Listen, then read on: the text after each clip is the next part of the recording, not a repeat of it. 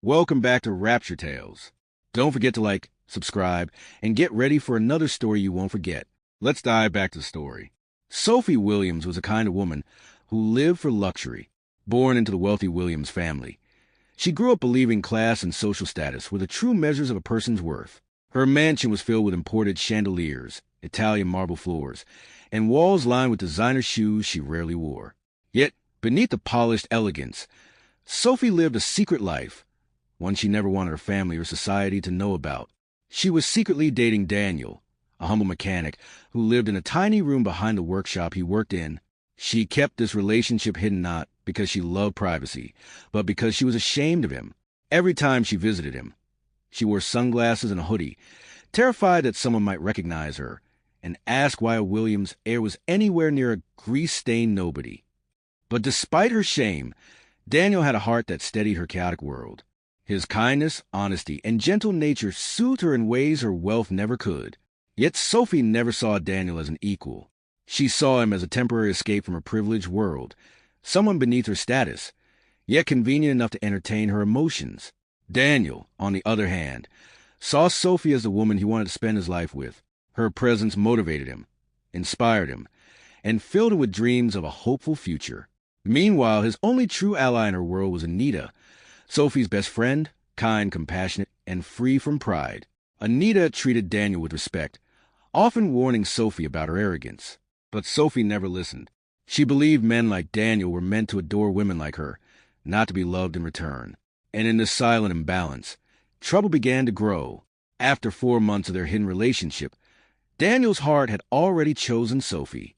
Every little thing she did, every smile, every tease, every soft look, convinced him she could be the woman he would build a future with. So one evening, under the soft glow of a streetlight outside his workshop, Daniel knelt down on one knee with a small, simple ring he had saved for months to buy. His voice trembled with emotion as he asked Sophie to marry him, believing with all his heart that love mattered more than wealth or status. It was the most vulnerable moment of his life, filled with pure sincerity. Sophie, however, reacted like he committed an unforgivable offense. She burst into laughter, loud, sharp, and painful. She mocked the ring, mocked his clothes, mocked the oil on his hands, and even mocked the very idea that she could ever marry a mechanic. She called him her toy boy, saying she only kept him around because he entertained her loneliness but was never good enough for her future. She crushed the moment completely, leaving Daniel humiliated and broken. Anita, who had secretly been observing from afar, was stunned. The cruelty shook her. That night marked the beginning of a storm, one Sophie didn't see coming, but Daniel would never forget.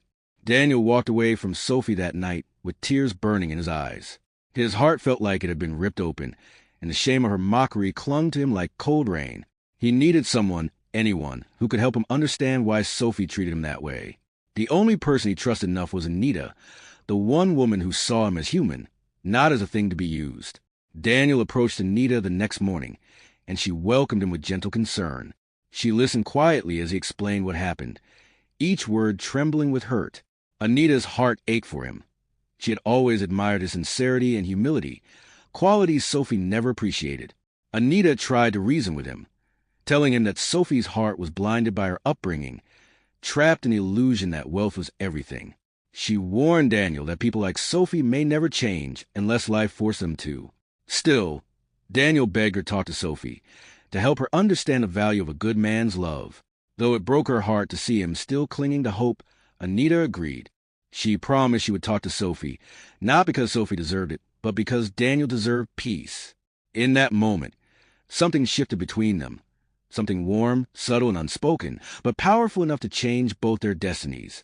Back at the Williams mansion, Sophie narrated the entire incident to her mother, Cynthia Williams, laughing as though it were a comedy scene. Cynthia, an elegant but notoriously proud woman, shared her daughter's disdain for the lower class. She couldn't believe a mere mechanic dared to propose to her daughter. Outraged at the audacity, Cynthia suggested they teach Daniel his place. Together, the two schemed a plan wrapped in fake kindness and shallow smiles. They decided to invite Daniel to their mansion, pretending they wanted to reconsider his proposal. Sophie sent a soft, apologetic message to Daniel, pretending she had overreacted and wanted to make things right. Daniel, desperate for closure and still believing she had a good heart deep within, accepted the invitation with hope. He dressed neatly, carrying a small gift as a sign of respect. But the moment he arrived, Cynthia and Sophie showed their true intentions. They sent him to the backyard to help with minor cleaning. Before discussing the proposal, hours passed. They made him cut hedges, trim flowers, sweep the walkway, and lift heavy garden pots. By evening, Daniel was drenched in sweat and covered in dust. Yet he waited patiently, believing the humiliation was worth it if Sophie would accept him in the end. When Daniel finally returned to the living room, exhausted and aching, Sophie and Cynthia were sipping wine and laughing. They made him stand before them like a servant being scolded. Sophie smirked and asked him whether he thought hard labor made him fit to marry her. Cynthia added mockery of her own, calling him delusional for believing their family would ever accept a mechanic as a son-in-law. Then Sophie delivered the final blow. She told him they never intended to reconsider anything. They only wanted to remind him who he really was, and nobody who should stay in his place. Their laughter echoed to the mansion like knives, cutting straight through Daniel's soul. He stood frozen, unable to move, unable to breathe. They had trapped him, mocked him, and used his vulnerability for their entertainment. For the first time, Daniel saw the truth. Sophie's heart was far colder than he ever imagined. He walked out silently, tears welling in his eyes. Outside, his legs finally gave way, and he collapsed near the gate. Anita, who had been looking for him, ran to him as soon as she saw him. Without words, she held him in her arms as he broke down, her embrace becoming the only safe place he had left. Anita gently helped Daniel to her home, a modest, warm apartment filled with plants, art, and soft lights, the opposite of Sophie's cold luxury. She made him tea, cleaned the dirt from his hands, and let him talk. Every word he spoke was heavy with heartbreak, and every tear he shed deepened Anita's silent resolve to help him heal. For years, she had watched Sophie mistreat good people, but never had she seen such cruelty as what Daniel endured. Anita told him he wasn't worthless. He simply loved the wrong person. She reminded him that kindness was his strength, not his weakness. Over the next few days, Anita became Daniel's anchor. She checked on him, encouraged him, and reminded him that his life held far greater purpose than Sophie's approval. Daniel found himself opening up to her in ways he never had with anyone else. He discovered how deeply she understood him, how she saw the world differently, even beautifully. The more time he spent with Anita, the more he realized their souls aligned naturally. And though he didn't say it aloud yet, something new was forming in his heart, something gentle, warm, and dangerously close to love. Weeks passed, and Daniel slowly recovered from the emotional wounds Sophie had inflicted. One evening, while walking with Anita under the warm glow of streetlights, he felt a surge of clarity. Without planning it, without hesitation, he confessed the truth. He had feelings for her. He admitted that it was her kindness, her honesty, and her unpretentious nature that made him fall, even when he tried to deny it. Anita froze, tears filling her eyes. She had loved him silently for so long, loved his strength, his humility, his quiet determination. And now, hearing him say those words felt like the moment her heart had been waiting for. But Anita was cautious. She didn't want to be a rebound. She didn't want to feel like second choice. Daniel assured her he was past Sophie, completely. He told her that what he felt for Anita wasn't born from heartbreak. It was born from truth. She believed him. Slowly, gently, Anita allowed herself to say yes to love, to possibility, to Daniel. They began a new chapter, not rushed, but rooted in deep respect. Little did Anita know, she had passed a test she didn't know existed. And soon, Daniel would reveal a truth that would shake her world. One weekend, Daniel asked Anita to take a drive with him. She agreed, thinking it was another quiet escape from the city, just two souls enjoying each other's company. But when they approached a heavily guarded road, soldiers stopped their car, saluted Daniel, and let him pass. Anita's heart pounded. She looked at him, but he only smiled and told her to trust him. As they drove deeper into the estate, a massive villa appeared, shimmering with luxury beyond anything she had ever imagined. Marble columns, gold-lined windows, fountains, and manicured gardens stretched as far as the eye could see. Inside, Daniel led her to a private sitting room where two senior military guards stood. Then he finally told her the truth. He was not a poor mechanic. He was Daniel Elijah, the only son of President Elijah, the nation's most powerful man. Anita gasped in shock, her breath leaving her body. Daniel explained everything, how he disguised himself to escape fake love, gold diggers, and political opportunists. He worked as a mechanic to find someone who valued his character, not his title. And Anita was the one who passed the test, not Sophie. Anita's eyes filled with tears, not of fear, but of overwhelming realization. She had fallen in love with the real Daniel, and he had chosen her not out of desperation, but destiny. News spread fast, faster than wildfire. Within 24 hours, every news station, every blog, every media platform was buzzing with headlines. President's son engaged to unknown young woman. Heir to presidential empire, found love while disguised as mechanic. Meet Anita, the woman who won the president's heart. The public reacted with disbelief, curiosity, and admiration. People praised Daniel for choosing humility over wealth, and many admired Anita for loving him without knowing who he truly was. But in the Williams mansion, chaos erupted.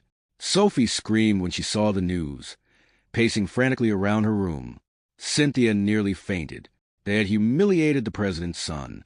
They had mocked, insulted, and rejected a man who, had they treated right, could have tied their family to the nation's highest power. Now ruined by their own pride, they knew they had to act fast.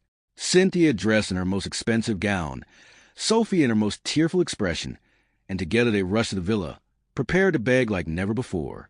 The mighty Williams family, reduced to crawling before a man they once called worthless. When Sophie and Cynthia arrived at the villa, guarded gates swung open only out of respect for Daniel's father, not for them. They were escorted inside, trembling with fear and humiliation. Daniel and Anita sat together calmly as they entered. Cynthia immediately dropped to her knees, pulling Sophie down with her. The proud women cried, pleaded, and begged for forgiveness. Cynthia offered Daniel anything he wanted, money, properties, even her daughter in marriage. She shamelessly suggested he take both girls since his religion allowed multiple wives. Daniel remained composed, but his voice was firm, steady, and deeply disappointing to them. He told them he forgave them, but their offer meant nothing. He reminded them of how they treated him when he had nothing, how they humiliated him, mocked him, and made him work like a servant. He said he would take only one wife, and that wife was Anita, the woman who saw him as a human being, not a stepping stone. Cynthia broke down in tears. Sophie screamed, begging for one more chance. But Daniel turned away gently, holding Anita's hand. The Williams family had lost, not because Daniel wanted revenge, but because their pride destroyed everything they could have had. President Elijah had watched his son's life unfold from a respectful distance, allowing Daniel to conduct his search for true love in his own way. When Daniel brought Anita to the presidential villa, the president was deeply moved. The humility, sincerity, and quiet strength Anita displayed reminded him of his late wife, a woman who had also chosen love over social power. As they sat together in the grand living room, Elijah asked Anita questions about her upbringing, values, and dreams. She answered with honesty, never once exaggerating or pretending to be someone she was not. Her authenticity warmed him. Elijah smiled gently and declared that he approved fully of their union. Daniel felt relief wash over him like a warm wave. Anita's heart swelled with gratitude. Later that night, President Elijah asked to speak with Daniel privately. They walked through the villa gardens, where the air was rich with the scent of roses and night-blooming jasmine. Elijah placed a hand on Daniel's shoulder and told him he had chosen well, that Anita was a rare kind of woman whose heart was pure, not corrupted by greed or pride. He said Sophie's family was a reminder of why Daniel had disguised himself in the first place. Then he spoke of the responsibilities Daniel would soon inherit, not just as a son, but as a leader of people. Daniel listened respectfully, knowing his life was about to change forever. But as his father's words sank in, so did his gratitude that Anita would be by his side through it all. Their love had survived deception, heartbreak, and humiliation. Now it would face the world together. Back at the Williams mansion, Sophie fell apart. The humiliation of kneeling before Daniel had broken her spirit, and the public ridicule made it worse. Social media was flooded with memes mocking her arrogance and pride. Old friends distanced themselves, calling her foolish for letting a billionaire heir slip through her fingers. Sophie spent nights crying, unable to sleep, replaying every moment she had mocked Daniel, every insult, every sneer, every cruel laugh. For the first time in her life, she truly understood what it felt like to lose something irreplaceable. She whispered his name into the darkness, wishing she could turn back time. But time, unforgiving as ever, marched on. Cynthia tried to comfort her daughter, but even she felt the burn of their downfall. The Williams business associates slowly pulled away, not wanting to anger the presidential family by associating with a household guilty of humiliation. Their reputation crumbled overnight. Sophie blamed herself. She hated that she had let her pride destroy something she never admitted she needed, Daniel's genuine love. She began visiting the mechanic workshop where he once worked, hoping to see him, to say something, anything. But Daniel had moved on. His presence no longer belonged in the shadows of her world. Each time she found the workshop empty, Sophie's regret deepened, swallowing her like a silent tide. She was learning the hardest lesson of her life, that wealth could buy luxury but never character. And without character, love was impossible. As news of the engagement continued to circulate, Anita's life transformed overnight. Reporters camped outside her apartment, eager for interviews. Women on social media praised her humility, calling her a role model. But others, those who thrived on negativity, accused her of trapping Daniel for wealth. Anita wasn't used to public attention. The spotlight overwhelmed her. She felt exposed, vulnerable, and pressured. Daniel tried to shield her, arranging security and moving her temporarily into the villa. Yet, as Anita adjusted to the new life, she began to see the weight of what it meant to love someone powerful. It wasn't just about romance anymore. It was about scrutiny, judgment, and the expectations of an entire nation. Still, Anita handled everything with quiet grace. She never snapped at reporters, never lashed out online, and never allowed bitterness to grow in her heart. President Elijah noticed this and admired her strength. He knew the world could be harsh, and he wanted to prepare her. So he arranged meetings with influential women, governors' wives, diplomats, and powerful leaders who understood the pressures of public life. These women shared their experiences and advice, helping Anita grow into her new role. Day by day, she gained confidence. Her foundation of kindness, empathy, and moral courage made her shine even brighter. Daniel watched proudly, realizing he had chosen a woman whose heart was not just made for him, but for the world.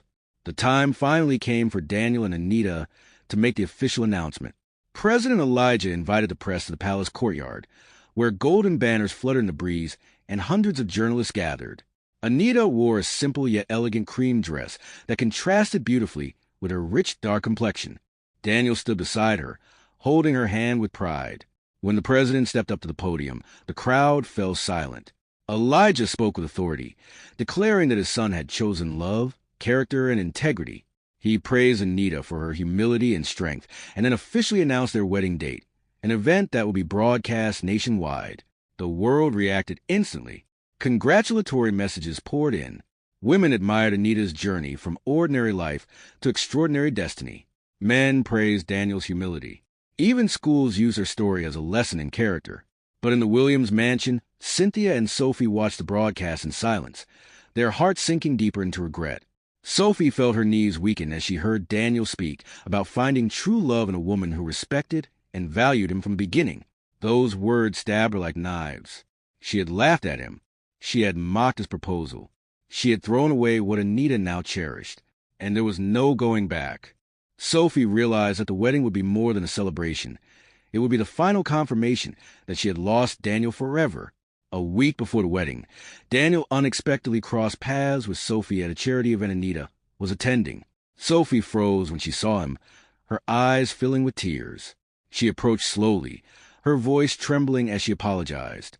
She confessed everything, her regret, her sleepless nights, her shame. She begged for forgiveness, not because she wanted him back, but because the burden of guilt was crushing her. Daniel listened quietly, his expression calm but firm. He told her he forgave her long ago, not for her sake, but for his own peace. But forgiveness did not mean forgetting, and it certainly did not mean reopening old doors. Sophie broke down completely. She told him she wished she had chosen character over pride. She admitted Anita deserved happiness, and that she wished things had been different. Daniel placed a gentle hand on her shoulder and said something that would echo in Sophie's memory forever. "You didn't lose me because you weren't beautiful or wealthy. You lost me because you never valued what truly matters." Sophie could barely breathe. She watched him walk away, this time for good, and as he disappeared into the crowd, she understood that some mistakes were permanent, some losses were forever. and her own pride had taken everything from her. Anita's wedding preparations were grand, elegant, and filled with heartfelt emotion. Designers from around the world offered to dress her for free, hoping to have their work showcased in the wedding of the year. But Anita chose a modest Nigerian designer, wanted to honor her roots and celebrate simplicity. Her gown was crafted with intricate beadwork, shimmering like moonlight on water. The palace was transformed into a breathtaking paradise. Flower arches, crystal chandeliers, and golden carpets lining the entrance.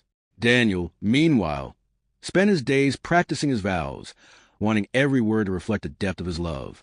As the wedding drew closer, President Elijah arranged security, logistics, and guest lists, ensuring everything would be flawless. Anita met with the palace event coordinators daily, overwhelmed but excited. Despite the grandeur surrounding her, she remained humble. She visited her old neighborhood, gave gifts to children, and shared food with families she once grew up with. Her kindness made headlines, and people adored her even more. Daniel supported her in every step, constantly reminding her that she was enough, with or without the palace. Their bond grew stronger, deeper, unshakable. This wedding wasn't just a union of two people. It was a union of values, humility, and true love triumphing over pride. The night before the wedding, Anita sat alone in her bridal suite, staring at her reflection. A wave of nervousness washed over her. She wondered whether she was truly ready for such a monumental role. She feared the expectations, the responsibilities, and the weight of public attention. Daniel entered quietly, noticing her trembling hands. He knelt beside her and held her face gently, reassuring her with soft words. He told her she didn't have to be perfect. She only needed to be herself. That was the woman he fell in love with. Anita's fears slowly dissolved as she leaned into him, feeling safe. Later, as Daniel left to prepare for the next day, Anita received a surprising visitor, President Elijah. The president sat beside her and shared stories of his own youth, his struggles, and how he fell in love with Daniel's mother. He reminded her that leadership wasn't about power, but compassion. He told her the nation would love her because she had a rare heart. His words strengthened her spirit. When he finally hugged her goodnight, Anita felt ready. Ready for love. Ready for her future. Ready to walk into a destiny she never imagined would be hers. Her tears at night were not of fear, but of gratitude. The world stood still on the wedding morning. Cameras flashed, crowds gathered for miles, and helicopters hovered above the palace. Inside, Anita stepped into her gown, glowing like royalty. Her dark complexion radiated beautifully against the white beads of her dress, and her smile was serene. Meanwhile, Daniel stood at the altar, his heart pounding with anticipation. Dignitaries, presidents, kings, diplomats, and celebrities filled the hall. But Daniel saw only one person, Anita, walking toward him like a vision crafted by fate itself. Every step she took was slow, elegant, and meaningful. When she reached him, Daniel took her hands, whispering, "You are my answered prayer." She smiled, tears shining in her eyes. Their vows were emotional, powerful, and honest. Anita promised to love him not for his title, but for his heart. Daniel promised to cherish her forever, no matter what the world demanded of him. The moment they exchanged rings, the palace erupted into applause. President Elijah wiped tears from his eyes, proud of the woman his son chose. Across the hall, Sophie watched the broadcast from home, trembling as she realized this was the future she destroyed. Anita and Daniel kissed softly, sealing a love story that had overcome deception, pride, heartbreak, and destiny. The wedding reception was unlike anything the nation had ever seen. Music filled the air, dancers performed, and guests feasted on delicacies from around the world. Anita and Daniel danced under a canopy of lights, their movements slow and intimate. People admired them, not because of their status, but because of the genuine love radiating between them. President Elijah gave a heartfelt speech, praising the couple for teaching the nation a lesson. True love is built on character, not wealth.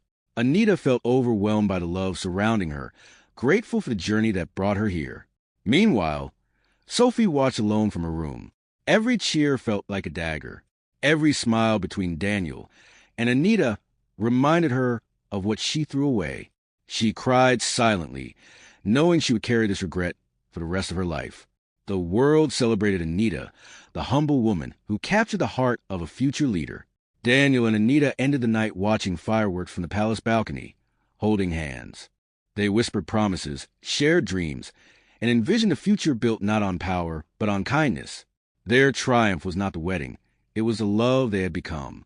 The morning after the wedding, Anita and Daniel woke to a world forever changed. Newspaper headlines celebrated them as the couple of the century. People sent letters, gifts, and prayers from across the nation. Anita walked through the palace gardens, her heart full of peace. She realized she was no longer just a young woman with humble beginnings. She was now part of something far greater. Daniel found her among the roses and wrapped his arms around her, whispering that their real journey was only beginning. They spent the day visiting orphanages and hospitals, giving back to community as their first act as a married couple. Their kindness warmed the hearts of everyone they met. Later that evening, Daniel surprised Anita with a private dinner overlooking the city lights. They talked about building a family, supporting the nation, and nurturing the love that brought them together. Anita smiled, knowing she had married the man, not the title. As the sun set, Daniel kissed her hand and whispered, "You are my home." And in that moment, Anita understood that true love wasn't found in wealth, mansions, or titles. True love was found in character, humility, and a heart willing to see beyond appearances. Their new beginning was not just a union. It was a legacy of love. That's the end of the story. What did you learn about the story? Please leave a like and subscribe to our channel for more interesting stories. Thanks for watching.